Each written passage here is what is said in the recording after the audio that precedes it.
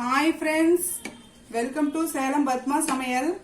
இன்னைக்கு நம்ம என்ன பார்க்க போறோம்னா கொஞ்சம் டிஃபரெண்டா இந்த கல்யாண விருந்தெல்லாம் வைக்கிற மாதிரி ஃப்ரூட் பச்சடி. அது பாத்தீங்கன்னா நல்ல டேஸ்டாவும் இருக்கும், ஹெல்தியாவும் இருக்கும். வாங்க போய் பார்க்கலாம்.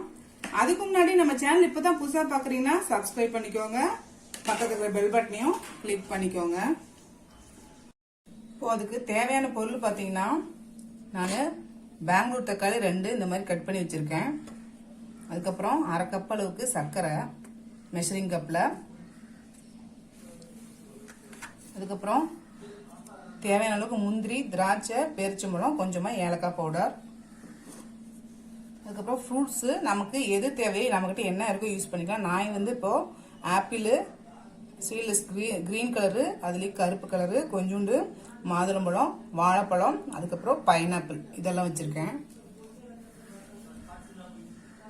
இப்போ முதல்ல இந்த தக்காளி இருக்கு இல்லைங்களா, இதை மிக்சியில் போட்டு அரைச்சிட்டு வந்துடுறேன். இப்போ பாருங்க, நான் பேன் வச்சிருக்கேன். இப்போ அந்த அரைச்ச தக்காளி பேஸ்ட் போட்டுக்கலாம். தண்ணி ஊற்ற வேணாம், அப்படியே அரைச்சி போட்டுக்கலாம்.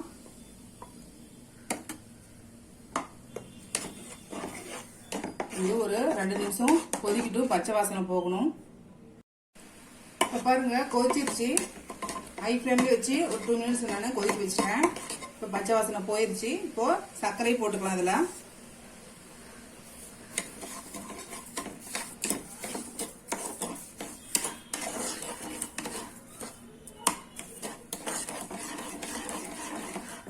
இது ஒரு மீடியம் ஃப்ளேம்லயே ஒரு 5 நிமிஷம் கொதிக்கட்டும். இப்போ பாருங்க சர்க்கரை போட்டு 5 நிமிஷம் கொதிக்க வச்சாச்சு. இப்போ இதுல இந்த பேரிச்சம்பழம், முந்திரி, திராட்சை, ஏலக்காய் பொடி போட்டுக்கலாம்.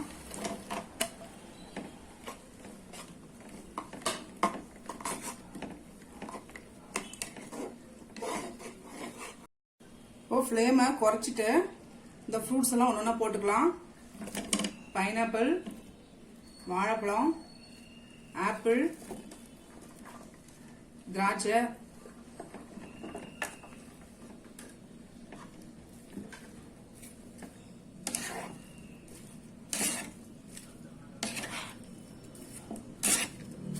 நல்லா கலந்து விட்டுக்கலாம்.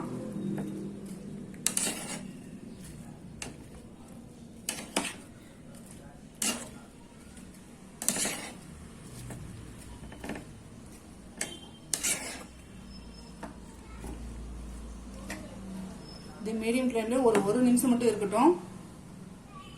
இப்போ பாருங்க ஸ்டவ் ஆஃப் பண்ணியாச்சு. இப்போ இதை க்ளோஸ் பண்ணி ஒரு 1 மணி நேரத்துல இருந்து 2 மணி நேரம் நம்ம அப்படியே விட்டுட்டு அதுக்கப்புறம் எடுத்து சாப்பிட்டாதான் நல்லா டேஸ்டா இருக்கும். அதனால ஊற வச்சிடலாம். இப்போ பாருங்க 1 மணி நேரம் நல்லா பாத்தீங்கன்னா ஊறிடுச்சு.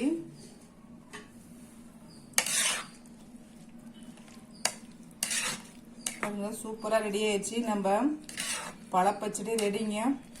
இந்த வீடியோ உங்களுக்கு பிடிச்சிருந்தாக்க லைக் பண்ணுங்க, ஷேர் பண்ணுங்க, கமெண்ட் பண்ணுங்க.